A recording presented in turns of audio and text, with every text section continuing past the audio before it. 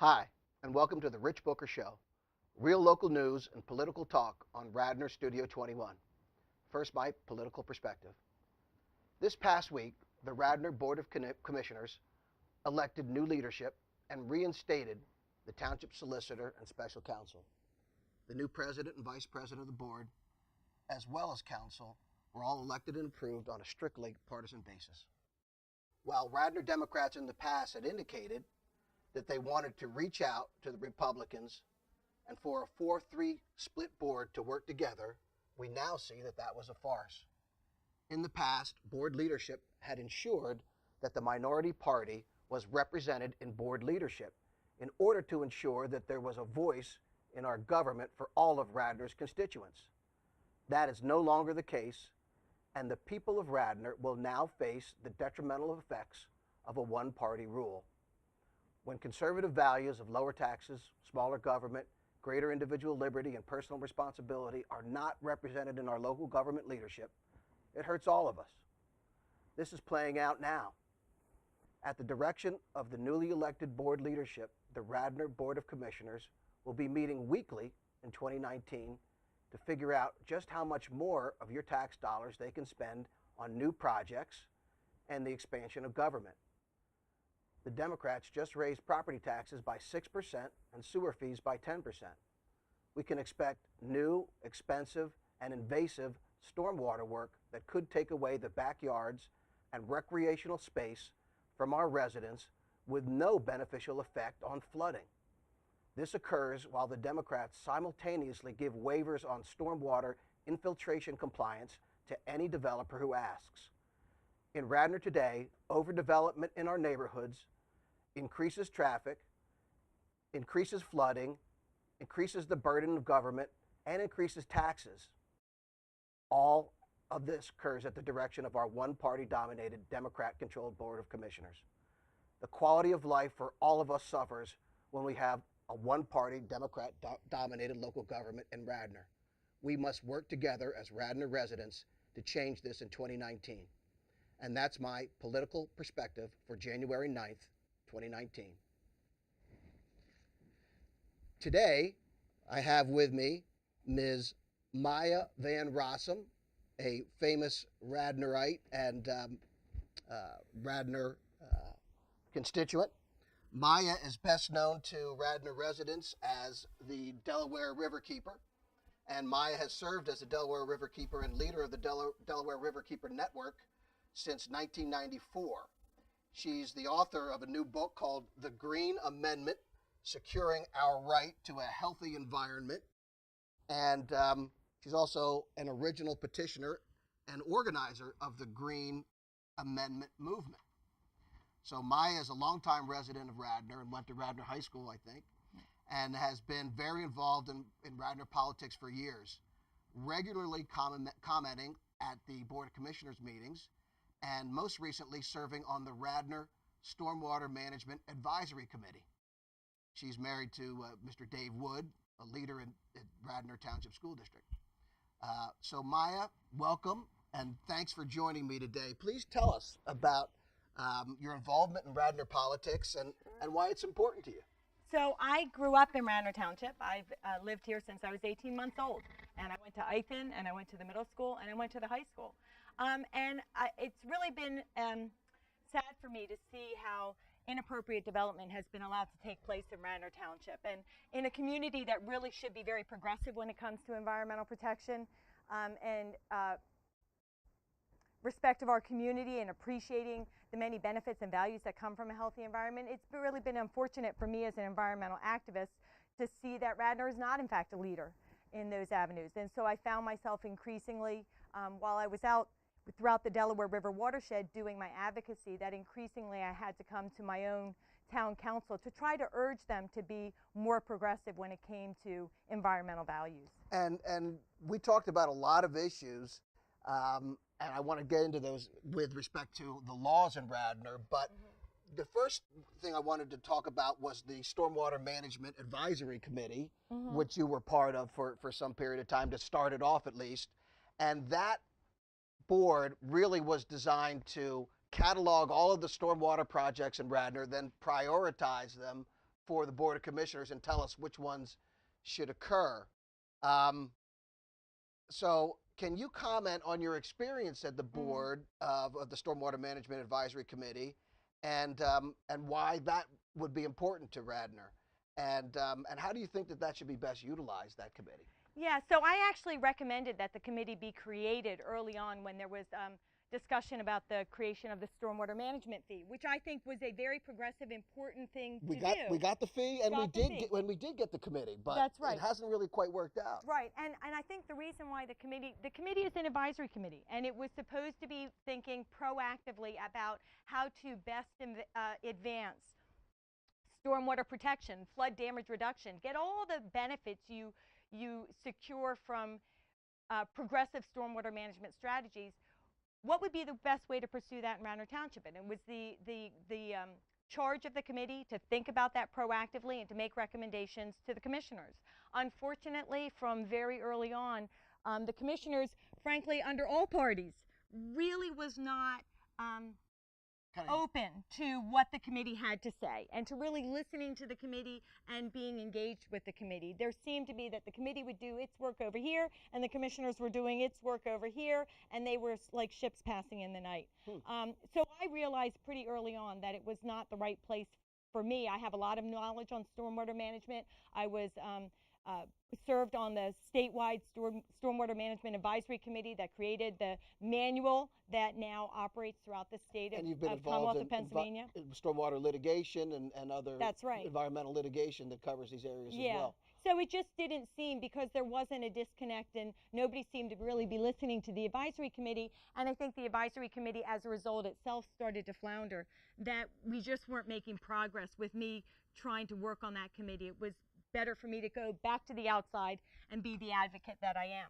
Because you had so much influence, or because you didn't have so much influence? Because I didn't have so much influence. Again, people weren't listening. And the fact of the matter is, you know, when it comes to flood damage reduction and managing stormwater, there is a right way and there's a wrong way, right? And the right way really is to focus on reducing the volume of runoff, and to the extent you're going to have runoff, how do you work with Mother Nature to get the best benefit and values of the rain that's falling to the landscape?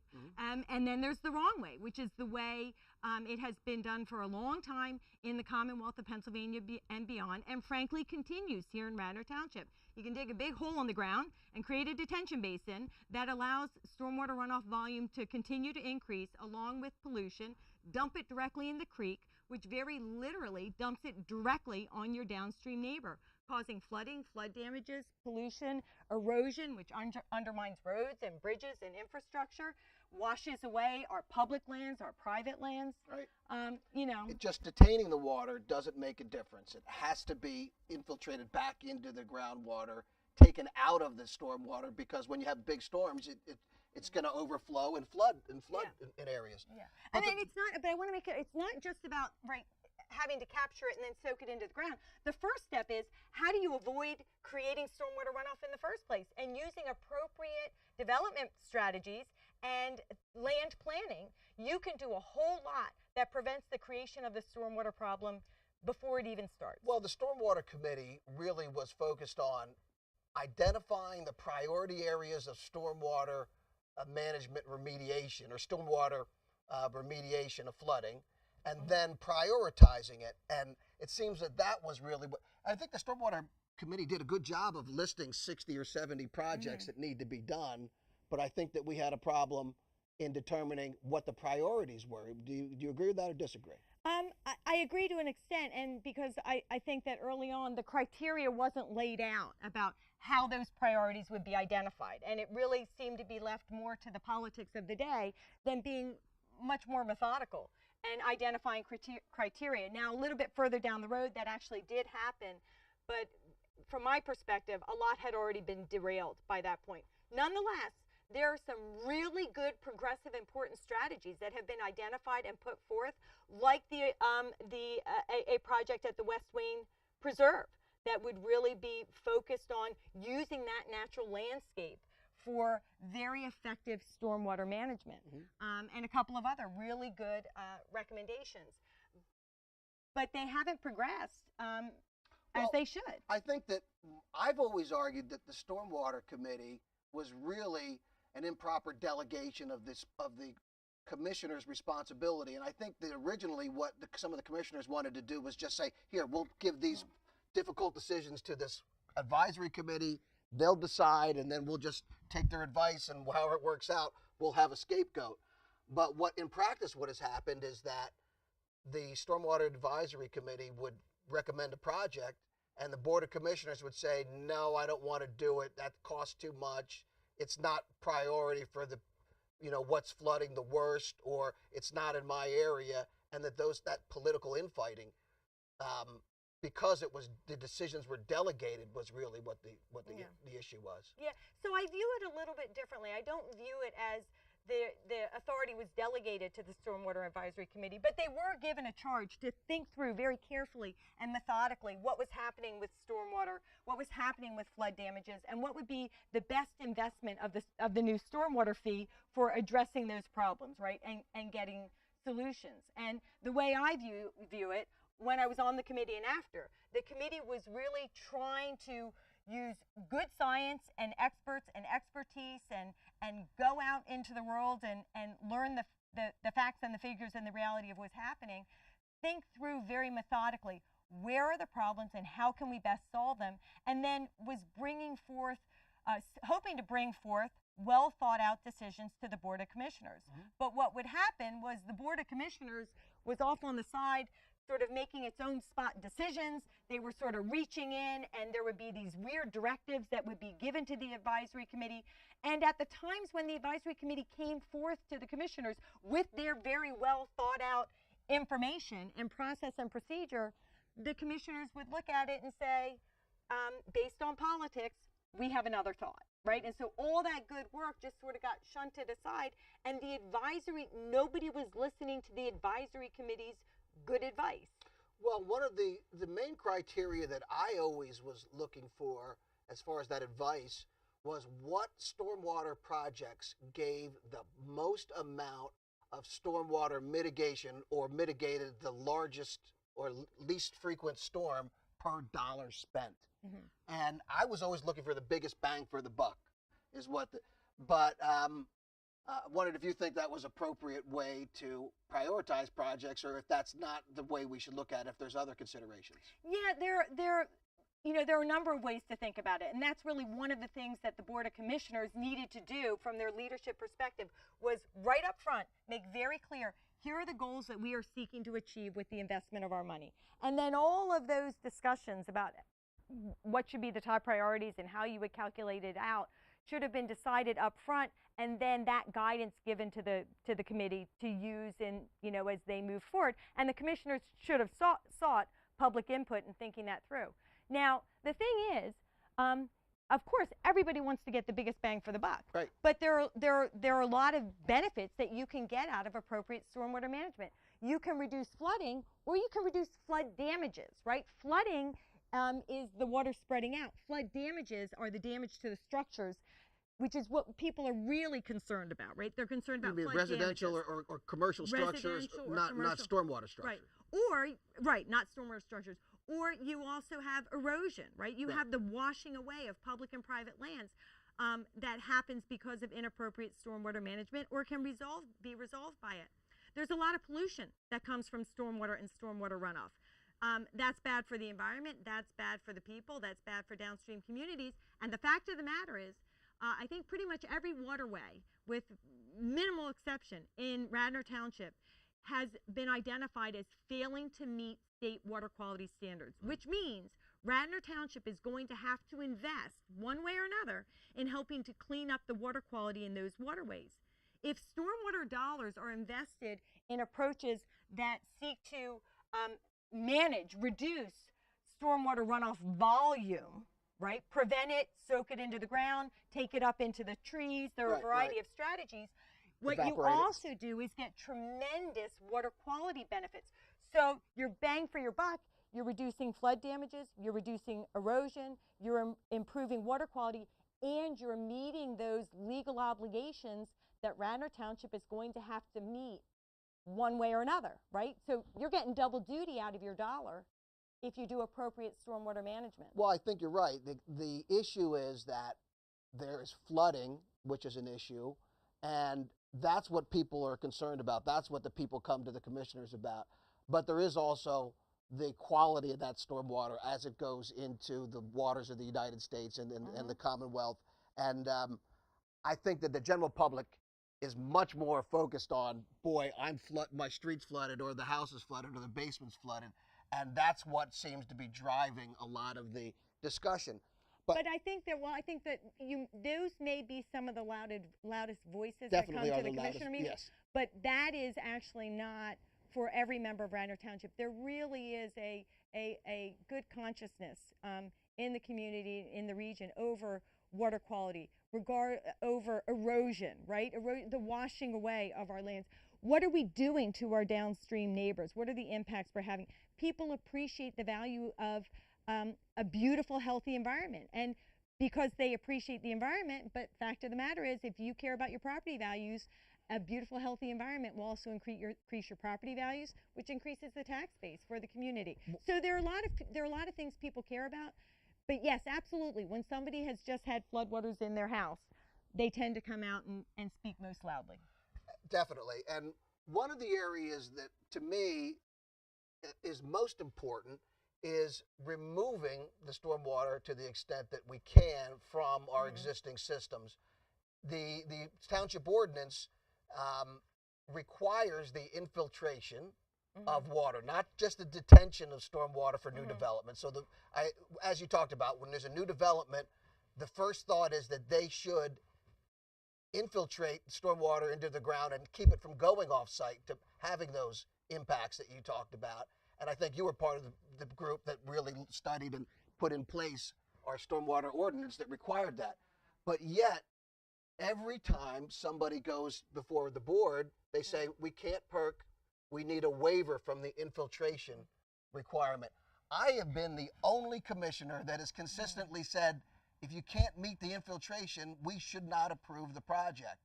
But what we see is this board will grant a waiver of the infiltration requirement, allow people to build rain gardens, which are merely just detention, but they do clean up the water a little bit, as far as they remove some suspended solids or dissolved solids. They clean it up a little bit, but it will go into the exact same places. So do you agree with me that this infiltration waiver should be stopped, or is that not an important element in deterring flooding? Yeah. So number one, Radnor's stormwater management ordinance is deficient. It has an infiltration component, but it is not focused on runoff volume. It is really a little bit complicated, but what it says is that the amount of water that soaked into the ground before you developed it is the amount of water that needs to soak into the ground after you develop it. But the fact of the matter is, before you develop the land, right, a lot of the water went up to the sky in trees. Yeah. It evaporated. It went up into trees. Yeah. But they come in, they develop it. Or what do they call that? Evapotranspiration. Okay, that's all right. right. So when you come in and you cut down the trees and you compact the soils and you put lawns in place of trees, all the water that used to go up to the trees now runs off of the landscape, and that's what gets dumped one way or another into the environment. The ordinance doesn't require that water to be captured and infiltrated because it's focused on the pre-development infiltration, not post. So, and there are other deficiencies. But isn't that the same thing, though? Because if they're developing, what they're asking for is a waiver from what they started from. I'm going to get to your point in 1 second. But the first point is Radnor's stormwater management ordinance needs to be updated. And I think it was 4 or 5 years ago that the commissioners agreed that it should be updated and actually invested time, money, and resources in starting that process. And then just dropped the ball. There's a couple failed attempts. And so that's a big part of the solution. To the extent that you have a stormwater management ordinance, whatever it does, yes, you need to hold people accountable to it. You should not be giving waivers. It's wholly inappropriate because you are making the problem worse. The development itself, even with full implementation of Radnor's ordinance, is going to exacerbate pollution and flooding and flood damages, erosion, and diminishment of the environment. So if you now take that already deficient ordinance and you don't even fully enforce it, you've now really magnified the problem. So absolutely, I agree with you. There are some special circumstances. You may have some legitimate hardship case when perhaps a waiver is appropriate. But those instances should be very, very rare. And I agree with you. One of the problems with Radnor is I go in and time again, the developer's allowed to drive the decision making. And that's wrong. Absolutely the case. And I can't even think of an instance, and especially in light of your statement that the ordinance is deficient, I can't think of an instance where we would ever do a waiver. We shouldn't do a waiver. To me, we do these waivers and then we have people coming to the meetings and saying, my basement's flooded, my street's flooded, what are you going to do about it? We're trying to fix a problem that we created in the first place by through overdevelopment. I think that's absolutely the case. So talking about the stormwater ordinance, we have a move that we will improve it, or we started to take a look at it again, is the thought. So do you believe that we should continue to have the infiltration requirement? You said it's deficient, so you would want to increase the infiltration requirement. And the developers are going to pitch a fit. They will. The people will not. I mean, basically. And the other thing is the riparian buffer. One of the things I know that, and I've advocated for, we should have 100 feet riparian buffer on every tributary. I would love, but that would for new development. For all development. Well, we should for all, but for all development. New development or redevelopment. But we will again. The people will come out of the woodwork that you're taking the property, that you're not allowing the development, and we can't seem to make any inroads in that. We can't increase that, and we're continued overdevelopment. So what are your comments on those areas? Yeah. So first off, again, my modification to the stormwater management ordinance wouldn't be to focus just on how do you infiltrate more. It would be how do you reduce the volume of runoff. So that begins in the first instance by not allowing developers to come in and moonscape their properties and cut down all of those trees and harden the landscape and then replace it with lawns and create too much impervious surface. That increases the volume of runoff you have to deal with. So there has to be a change in focus from infiltration to volume. And I'll tell you, if Radnor Township is looking at it again, I've already shown them all the modifications they need to do their stormwater management ordinance to accomplish all the best practices that have been identified and are being carried out in community after community after community across the Commonwealth of Pennsylvania with tremendous success for flood damage reduction and improving quality of life and property values, and also to the benefit of the developers. Because when you put a rain garden in somebody's property, it actually captures the water, and rain gardens properly designed and implemented do soak that water back into the ground. So they reduce volume, they reduce pollution, but they're also a tremendous marketing asset to developers. And what we see, there's so much research to show that properties that have trees on them, their market value is increased by as much as 15%. Properties that are near natural landscapes, areas where you have wooded lands, whether they're in private ownership or public ownership, that can increase the property value by as much as 38%, right? So developers, smart developers, know that actually doing proper development and proper stormwater management actually can reduce their costs on the front end and increases the marketability and the market value of their home on the back end. But the rain gardens don't. They mainly detain the water. We are using them where the property doesn't perk. Well, that's the issue, is the infiltration, and we can control the flooding and we can control the amount of water that gets off-site if we can infiltrate. If we could infiltrate everything, then everybody could build whatever they want. But that's part of the problem, right? Is there's only so much that you can do on a site. And so when you maximize the volume of runoff, when you moonscape and you create so much water, you're actually not going to infiltrate it all, especially not in those big storm events, right? Right. So you have to first start with reducing the volume that you have to deal with. And then once you've reduced the volume of what you have to deal with, then there are many ways to deal with it. A proper rain garden will infiltrate. A badly installed rain garden that's not enforced against perhaps doesn't. But if it's done properly, it will. But it's not just rain gardens, right? And it's not just infiltration basins. We have vegetated rooftops. We have all sorts of progressive strategies to reduce the runoff volume that don't necessarily require infiltration. Now, buffers are critically important. They're important for the stream, they're important for property values. And when we talk about putting in place a 100-foot buffer requirement in Radnor Township, sure, we would like to see it everywhere. But the reality is, if you already have a home that's been built, you know, you're not going to be able to make that homeowner do it without draconian legal mandates. But for new development and redevelopment, absolutely. Minimum 100-foot buffer. Well, I hate to say that we have so much more to talk about, but we have to wrap it up here. I'd like to remind everybody to go and get Maya's book. All of the proceeds go to the Delaware Riverkeeper Network, and she advocates for environmental amendment to the Constitution, I think, in here. And while I might not support everything in here, I certainly support changing the law that way rather than using aggressive tactics of enforcing regulations. So thanks very much for coming on the show. Great to see you. Really appreciate it. This has been the Rich Booker Show, real local news and political talk on Radnor Studio 21. Thanks for joining.